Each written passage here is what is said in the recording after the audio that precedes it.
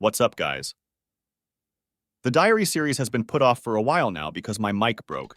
So I am using a text-to-speech program to do the diaries until I can get a new microphone.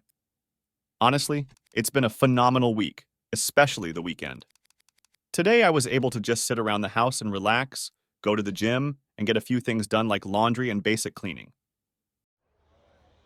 I'll push my story back to last Thursday. It was a busy day at the office, and we held our first ever trunk or treat in the parking lot.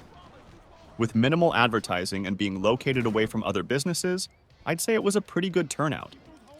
There were plenty of cool costumes from both kids and adults alike, and there was plenty of hot dogs for my fat rump to chow down on. It was pretty cool. But what made it memorable was just a few hours prior. It was about 2 o'clock, and I was eating a late lunch as part of my fasting for that day. I remembered that I didn't have a trunk design at all. I didn't even have an idea. I hopped on Pinterest quickly and typed in easy trunk or treat ideas and picked the first thing that popped up. A crazy mouth trunk. Basically, you have teeth and gums at the top of the trunk and a tongue hanging out of the bottom, and you just spread the candy out randomly throughout. I figured it would be pretty easy to do, so I made a plan to go to Hobby Lobby for the materials. After about 10 minutes, I got to the checkout line, only for the cashier to tell me that they don't have tap to pay. Well, I was a little annoyed as I had lost my wallet last week, so I had no way to pay. I rushed back to the office and explained the situation to the woman who was organizing the whole event. She said I could use anything in her box to get my decorating done. Not thrilled, but thankful, I ended up trying to hang streamers and cloth cutouts all over my trunk. As I was attempting to decorate, another trunk pulled up to me. We will call her Katie, and she was super sweet and kind to me. Just then, our receptionist, who we will call Morgan, came out to check on me. I explained the situation to both of them. Here's the cool thing. They both immediately threw out an idea apiece. Katie said that I should check inside to see if the office had some of the pink-colored paper I needed for the gums, and then Morgan said I should use her debit card and pay her back. I knew this could work, so I rushed inside, found pink and white paper, and I asked Morgan to work on combining them to look like teeth and gums. I went all the way back to Hobby Lobby to go get the pink tablecloth I needed to make a tongue. True story here, but I actually cut off a middle-aged lady trying to park, and it was totally an accident. But she was pissed. It was something out of a movie. It still makes me laugh because she was staring me down at checkout. Anyways, I got back to the office to Morgan, finishing up my set of teeth, and I got to work cutting out the massive light pink tablecloth to look like a tongue. We ended up getting this all done with just 2 minutes to spare, and had it hanging right at 5. In football terms, it was a great audible, and a team effort. I ended up leaving right at 7 when it was over to call my lady and see how her, my son, and my mom were doing, as they had all went to their own trunk or treat at my mother's work. That wasn't even the best night so far. The week gets better. So Friday morning, I just relaxed for a while and prepared myself for work. That afternoon, I had my first client to work with. I'm a realtor, and it is a very new career for me. It requires a lot of time, and that is why I haven't been making as much content as I'd like to be. But it is new for me, and something I've always had an interest in. I've only been doing real estate since early September, so this is my first client. I was preparing my documents and info for showing him some leases. It went well overall, minus one bad luck situation with a lockbox. I really learned a lot in those 4 showings. It was a pretty simple day. Saturday. Man, let me tell you, this was the big day. First and foremost, I was able to sleep in until 10 a.m., so that was really nice. Then I relaxed for a few hours, and then I went to the gym for an hour from 1:40 to 2:40. I had a great pump, so I headed over to Chick-fil-A for some grilled nuggets and fruit. Then I went to Walmart to get some soap and deodorant as I was running low. It was about 3:45 by the time I got home. At this point, I had 4 hours before my big night. I had to head into Dallas from my hometown, which was about an hour and 15-minute drive south. So I took a shower, got ready, charged my phone up, and left the house with my mom at 4:30. We started our drive and headed to Dallas. It was a quick drive since I was speeding through traffic and weaving between lanes all the way there. Only about 20 minutes away from our destination at this point, Mom and I decided to pull over and get a bite to eat. We found this Hawaiian-style restaurant, and both ate grilled chicken, pineapple, white rice, and macaroni salad. It was pretty good, and we had never been there before. Anyways, we finished our drive and got to our destination. Now, what is this place we were racing to get to? Well, we were headed to see the one and only John Mayer. He is on his solo tour right now, and I just had to see him as he is one of my favorite musicians ever.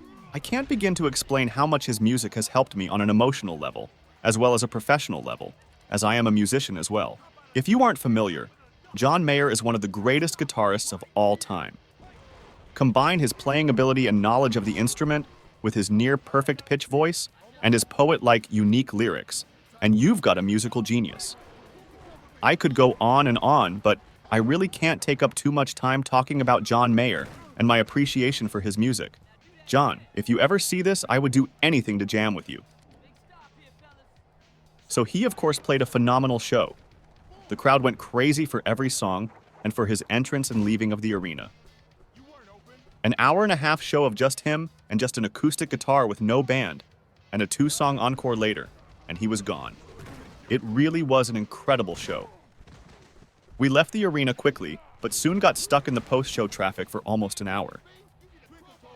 Although we had parking right in front of American Airlines Center, we couldn't access the road well due to the angle of our diamond-level parking lot in comparison to general admission parking. Yes, we paid almost $100 for close parking. Bark at me in the comments later for that one. We also paid $250 for shirts. I know. Anyways, once we managed to get through to the highway, it was smooth and quick sailing back home. Getting home just before midnight, we were both exhausted. I went to bed and immediately passed out. Waking up the next day at 9:30 a.m. Honestly, I didn't do much Sunday except rest from how sore and tired I was. I ended up playing Street with my cousin, who I am currently trying to convince to film our games for the channel.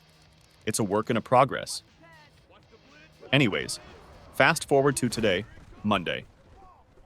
I've been relaxing even more with my son since my lady is sick. I've also been getting ready to get back into the work groove after a long weekend. I've also been to the gym today and visited with my grandfather for lunch. So yeah, it's been a good week. It's been easy to carry the positivity with me the last few weeks. I'm super thankful for that. Tomorrow is Halloween, which is also my grandfather's birthday. He'll be 74. I'm super thankful he is as healthy as he is. And as promised in the last diary, here is the story about my $5,000 that I received. Last year was pretty financially hard on me, and this year has been even worse. This is my lowest earning year as a working adult. It's been difficult. So between not making much money this year and writing off so many business expenses off, I was able to receive a lot of money back this year for taxes. I filed extremely late for a couple of reasons that I won't talk about. But I got my first return back about 2 months ago. It was for $1,200, and that was fine. What I didn't know until I called my accountant was the reason I got an extra $5,000 almost 2 months later. He explained it all to me, and then we hung up. So at the time of the last video, I had an extra $5,000 to spend. Most of it went to debt, but a little bit of it went towards 2 things: tattoos and my MacBook. I honestly really wanted the tattoos, and I really needed a Mac for my job.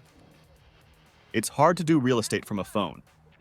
So I've since spent all of that money strategically and wisely. Fast forward to sometime last week, I got another letter in the mail from the IRS saying I'd be getting an additional $4,700 refund. In the mail within 2-4 weeks, I will be able to pay most of my debt and stay in real estate full-time by just sitting on the money until my career takes off. It's honestly a blessing. So, add it all up and you are looking at just short of 11 grand. It's nuts. Honestly, gang, every single one of you guys means so much to me, and you all deserve better from me as far as uploading goes. I promise I am not going anywhere anytime soon. I will continue to put out the best street content I can for y'all. Alright guys, that's all I have for now. I'll be finishing up Season 2 edits soon and have that wrapped up before Thanksgiving.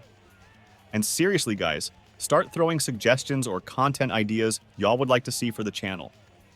It does not have to be NFL Street, but I love a good challenge. I am trying to expand the content on the channel. Until next time, cheers.